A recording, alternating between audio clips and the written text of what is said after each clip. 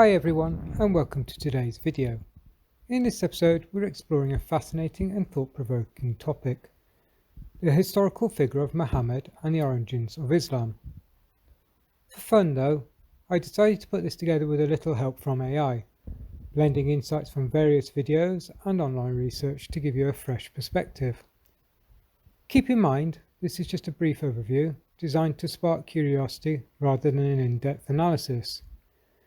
There's so much more to explore, but I hope this video gives you some food for thought. Let's dive in. Imagine a figure at the center of a faith followed by over 1 billion people, yet whose historical existence is now under intense scrutiny.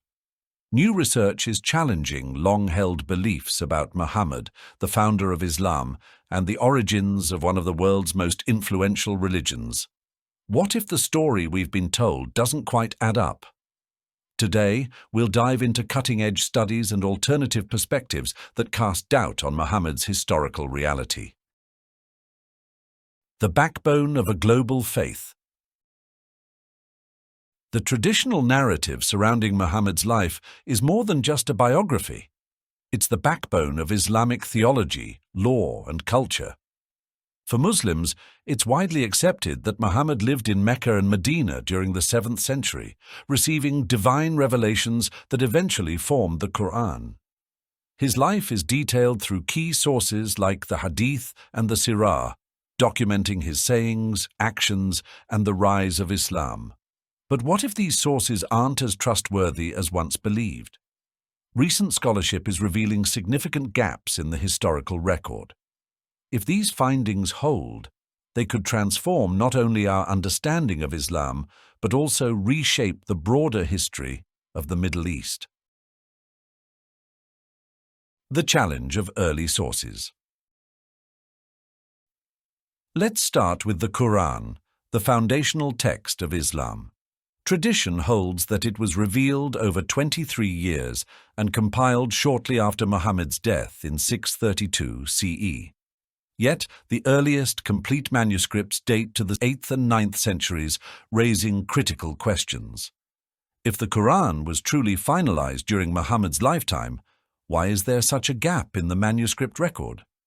While some early fragments exist, like the famous Sana'a manuscripts, they show textual variations that challenge the notion of a perfectly preserved Quran from the outset.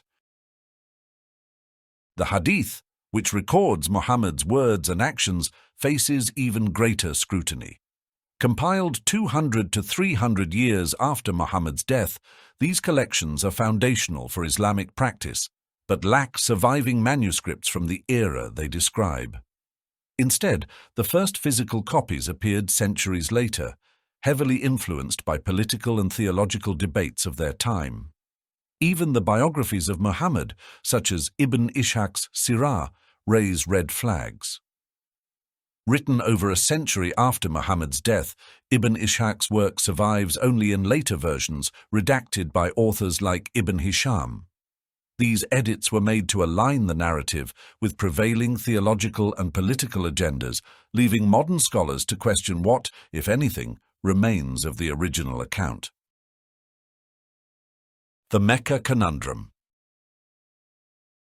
If we question the historical reliability of Muhammad's existence, what about the cities most associated with him, Mecca and Medina? Islamic tradition describes Mecca as a bustling trade hub and religious center during Muhammad's time. Yet early maps and trade records failed to mention Mecca as a prominent city.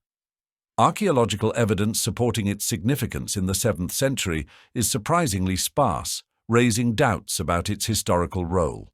Medina, on the other hand, fares slightly better in terms of evidence.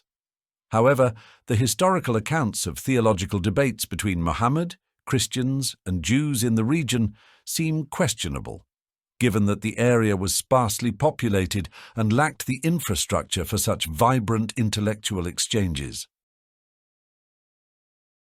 Alternative theories on early Islam. If traditional accounts of Muhammad's life and early Islam lack contemporary evidence, where does that leave us? Scholars are exploring alternative theories that place the origins of Islam not in Mecca and Medina, but in northern regions closer to the Byzantine and Sasanian empires. These areas were centers of intense theological debate among Jews, Christians, and other religious groups. Such an environment may have provided fertile ground for the emergence of Islam, influenced by these interactions. Some scholars go even further, suggesting that Muhammad might not have been a single historical figure. Instead, he may represent a composite of multiple leaders and traditions, unified under a single narrative centuries later. This theory could explain the inconsistencies found in Islamic texts and the delayed emergence of key manuscripts. Comparing Christianity with Islam. To better understand these questions, let's compare this with Christianity. The New Testament, particularly the letters of Paul, was written within 20 to 30 years of Jesus' death. These early texts, combined with archaeological discoveries like the Pool of Bethesda and the Pilate Stone, provide a more direct historical link to the events described in the Gospels.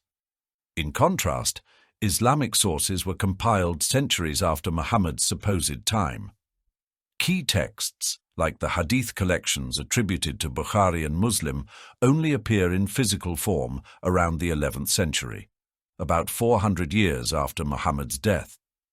These texts were heavily edited and shaped by political and theological forces, particularly during the Abbasid and Ottoman periods.